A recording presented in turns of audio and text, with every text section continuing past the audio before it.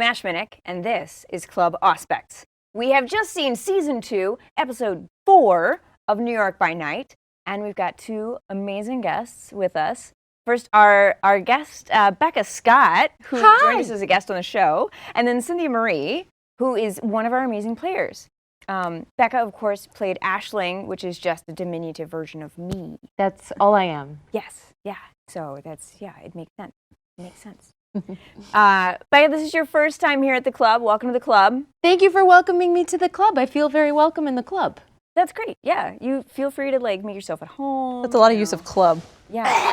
Okay, not that. That was a burp. Not that much. Burp Not that much. Too much. I'm fine with it, but if Cynthia's uncomfortable, then you have to stop. Honestly, this is like a running gag with us and other games that we play where she goes far and I'm just like, not that much. No, not now. Come on. My goal in life is to make people tell me to tone it down. Yeah. Nothing brings me more joy than people not being afraid to tell me too much, Becca. You must be a very joyful person then. I feel like that happens a lot. Thank you. This is too much. You two being two of the people that always take the bait. Oh. Anyway, is that what we're here to talk about? Taking the bait? Yes, taking the bait. Yes. No, let's start. So this is Club Auspex. Welcome. Cynthia has been on the show before, obviously. Yeah. We look into the unseen, just like Auspex. Do you get the connection? It's the No, okay. Let's start with the obvious. So you have both played together before in LA by Night. Actually, no. We've been in the same show. We've been in the same show. I have heard your voice. I was never, ever on screen with Becca. Yeah, it's a Oh my fact. goodness. That's crazy. Yeah. Yeah. Well then, yeah, how was it playing with each other for the first time then? I mean. Well, we played together Yeah. on my channel, Good Time Society, where you were in a Call of Cthulhu game, if you can say that, bleep it. That game. And it was such a blast. It was. And you're just we played to play with. We played a couple of games. We played some for Chaosium specifically, and then we played with Elisa Pearl being the GM. Yeah, she crushed it. Yeah, it was amazing. Embrujado was the name of the 4-part game, and Elisa sang to us. Oh my God, episode. being serenaded by Elisa. Yeah. Wow. But I was actually reminiscing when I heard that you were coming on as a guest, being like, oh God, what character is she playing? Like, is this gonna be another crazy Aussie that's running around like trying to kill rats? Like, You also played together in Endemian's Gate for yeah, 2 episodes? yeah, yeah. So Old school. But now you're playing Ashling, which is a very different character than Chloe. This is a different character than any character I've ever gotten to play. And it is coming in as another NPC, but this is a canon NPC.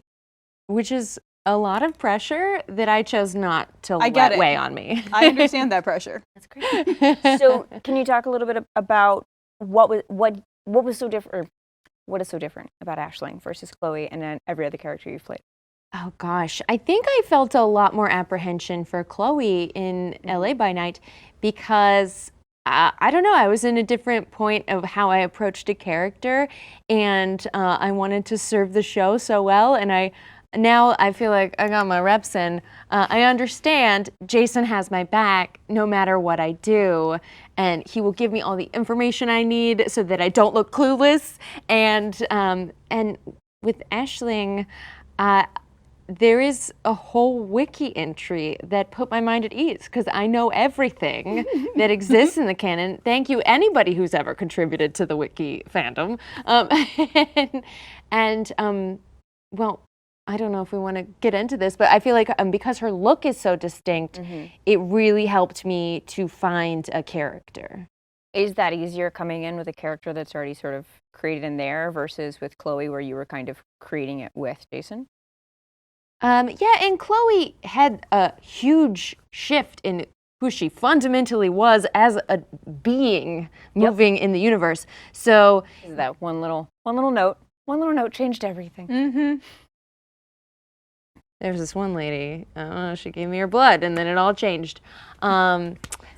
So I can spoil those things now, right? Like, I don't think there's spoilers at this point. Okay, so your character Fiona made Chloe into a ghoul, and then I felt like her purpose completely changed. Like her whole drive as a character changed because instead of only caring about rescuing Jasper, it became about indulging in what it means to be immortal. So that was fun. With Ashling, it's easier and harder in different ways. With Ashling, I felt it was very easy because I just need to completely become a person that already exists, so it's fine. Is that a good answer? That's a great answer. That's a great, yeah. I'm trying not to spoil our future question. I mean, I get it about the whole Wikipedia thing because I played Lucida as well, so also another canon character, and I've read her books and her Wikipedia, so I get it. Like, those are big shoes to like put on and be like, okay, here we go, like playing that character. Hope I got this right. Yeah, I think there's an ease in playing a high status character because the only point of view is you're below me, and when you project that at people, they have a definite response. Yeah. And it makes your objectives clear. Of like, I need to keep them there because I'm up here. You definitely projected that because I was stuttering like half the time, like trying to talk to her. Do the wigs help? I feel like both of your characters are very high status, and they both have very great wigs. Do those help with that? Definitely, at least I know for me, I like wearing wigs as my characters because I have big curly hair and bangs now, and I try to get away for people to get away from what I look like, so people don't mistake me for the character, especially like 'cause I like doing some manipulative, naughty shit as my characters, and I don't want people to think that's Cynthia, like, you know. So putting on the wigs and putting on the makeup like just really helps me to transform into the character. And also something new that I'm kind of working with in this character specifically, the idea of restraint or pain or something like that. So I've been wearing like my shoes that are usually kind of hurt a lot, and like I would like take them off. I keep everything on that's painful so that I can keep this like idea of like restriction on me. Oh wow! Wow! Yeah, That is so you're getting kind of method. a little. That is very relatable because the Ashling wig is very tight. But I liked that. I was uncomfortable, but I didn't want to change it because Becca likes to laugh and make everything silly and light. And most of the characters I usually play on all things are an extension of myself and an interpretation of myself. And so I usually choose silly characters when it's up to me. But I do like being stretched, and I like playing Ashling because when I put on the wig and I put on the glasses and I put on the high collar, I didn't see myself when I looked in the mirror, and it became very easy for me not to smile when it's very difficult for Becca to not diffuse any situation by smiling. Yeah. So I totally hear what you're saying with the using pain. Using pain to like get it through. And liking to step into a character and then put that character down in a very physical way. And costuming in general has always been a real like, once I'm in costume, I'll know who this is. Right. And disclaimer, obviously, if there's something really painful or weird or something like that, like a contact breaking, like obviously you can take that out and take care of yourself. Like don't like put yourself through like crazy shenanigans, but like it's little inconveniences. Yeah. Or like says that, and I also want to say the opposite. Do it. Don't do it. Don't do most of the things that are done on camera. Please don't. Show Or described. Wait, no, it's sort of a physical way of almost mindfulness, you know, because it keeps you physically in the moment so you can mentally be the character. So that's yeah. And counting your breaths, I'm assuming you're doing that at the same time. Speaking of delving more into character, I feel like we're seeing a lot of the La Sombra come out. Yeah. Seeing a lot more of that. Can we speak to that a little bit and what that journey's been like? Sure, yeah. So it's been a fun time kind of letting go or letting out the La Sombra. I mean, I've kept her in for so many years. So she's finally like, oh, we get to be manipulative and fuck things up. Okay, cool, let's do this and this and this and this. And so I've just been having a ball. I've been a longtime LARPer in Vampire, and so I learned very quickly. Actually, my first mentor in learning how to Vampire LARP was Jason Carl. Yeah, so I learned from the best. So I learned how to read a room pretty quickly, and I can figure out how to hold on or how to spin information that I get. So actually the moment that I had with you, Becca, where actually Kiam was about to just give you the information, I was like, oh, but wait, hold on. I want something from you, dear. And so that's where I came up on the spot. I was like, give me a boon, I'll give you the information. And then even more so, slightly metaing, knowing the idea of the Tremere and the Chantry, and that like it is a coveted thing, that like if anybody knows blood sorcery, that it's like they're gonna like kick somebody's butt for someone else learning. So slightly metaing in there, I was just like, I know she's gonna get real pissed off about this. Like, let's see what happens. So I threw the nugget just to see like what the reaction would be. And sure enough, you caught the bait, turned around, and I was like, there's my boon. I did not turn around. I spoke to you with my face to, or that's fine. That's fine. I love what you did because, that's exactly what I came to warn your party. You were doing too much of. Like, ask why you're doing the thing you're doing. Yeah. And I didn't actually, if Ashling had left there without the information, that would have been fine with her. She will follow up on it. Yeah. But she didn't need to give you her boon. It's a powerful thing. But right. The fact that you knew to ask for it made her want to see more of you and to see what you would do with such a thing. Yeah, I love the boon system. Again, like I said, as a camp player, like that is your currency. Like nobody cares about money. Everybody's got money here. Like nobody cares about that. It is about your boon. It's about your word and whether or not you break it. So another thing that was going on in my head was I had just owed Lizzie a boon, an anarch a boon. Who does that? So I was just like, how do I get rid of two problems here? And so I kind of traded the information. I was just like, hopefully that takes Lizzie out and I don't have to owe that boon. We'll see. I'm sure that's probably going to screw me in the end, and that's totally fine. I'm here for it. But that's kind of the ruthlessness of a Losamber, right? Like, how can I like get out of something else and pin somebody else on that and be back here as the puppet master or the shadow master? Yeah. Give me chills. You're so good at this. Well, you both are. Everyone at the table is so good, and it is an interesting balance. And you mentioned metagaming, and I do wonder in scenes like this, because as a player at the table, when an NPC comes in, especially an NPC playing a canon character, you as a player know they have a lot of info. They are chock-a-block with info, or they can't. Their character has info, so they can at any point say, Jason, what do I know? And so much can come out. That dice boy you had that was like, oh, you know everything. So how do you balance that in the moment of, as a player, wanting to get all that info, but then also just wanting to play the seed in character? Yeah. And the same thing for you. You've got so much, because there is so much prep and there's so much, you checked out the wiki, and I know you met with Jason prior. There is so much information in your head, and how do you kind of balance the mechanics of information versus just being in the moment as characters? Want me to go first? Or you want to go? You go. Oh, you want me to go? It was the longest question. No, that was great. 47 sentences. It is a very good question.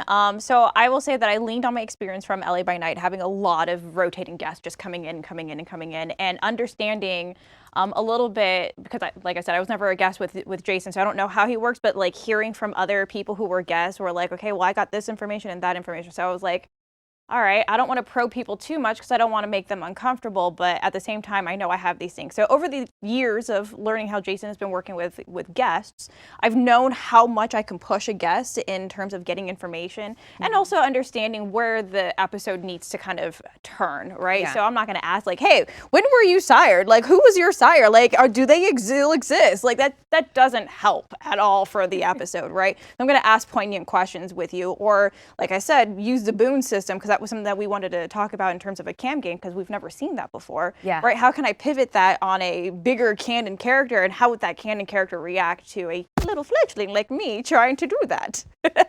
Yeah, I think mine is much simpler. You are spinning many plates, and I love it. My whole job is to not give them the information that Jason told me when we had our meeting. He says, these are the things that they want to know. And my whole, the whole conceit is like, you must earn these things. Yes. I can't just give you these things. And therefore, I'm You get to show up with a PowerPoint presentation of like all the info. Yeah.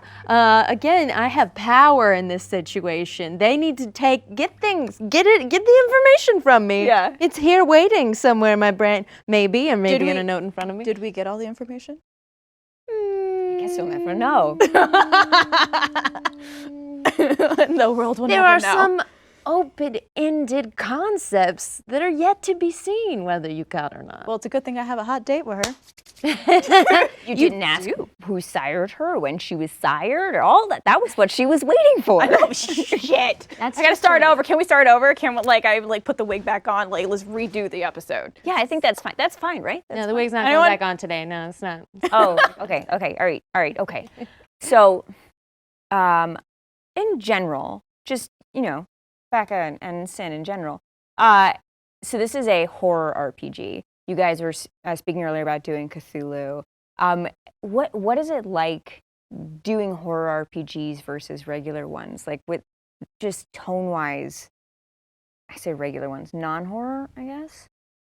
I have so many words for this, so why don't you go first? Okay, well, I'll start by saying my approach to horror games in general is to bring the humor that Becca, as a person moving through the world, likes to bring to everything. So my tone with that sort of thing is to disrupt. With the specific tone and setting that is in this magical building, there is a holiness to the horror aspect. And that's why it felt really nice to have permission to play a character so different from me that doesn't need to smile. That's a waste of her time, even though she has much time. And so they're vastly different in tone, but I think that is a product of Jason Carl. Yeah. It is a very sort of, like when you're behind that table, it is a very different feeling. All your words, you said you had many. I have many words. So I am terrified of horror. Like, I don't, don't do that. That's not fair. Are you horrified? I'm horrified by horror movies. Yes, darling.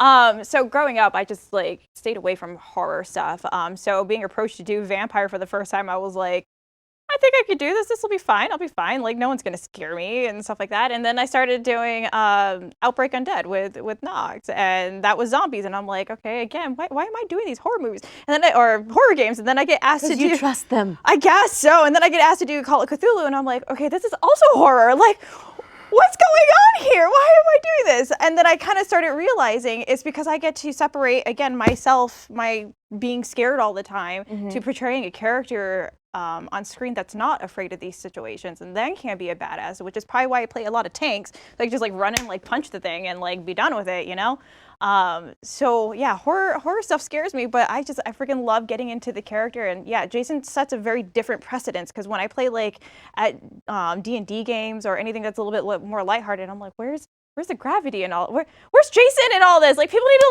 no, Different games. games. I guess, yeah. I like my straight horror tone now. It's kind of a aversion therapy a little Yeah. bit. It's like, what if we set up a room and instead of the monster in the bed, it's a big plushie and you get to punch it? Great. Yeah, I'm here for it. I also like being the smart one. I watch horror movies and I'm just like, y'all are dumb.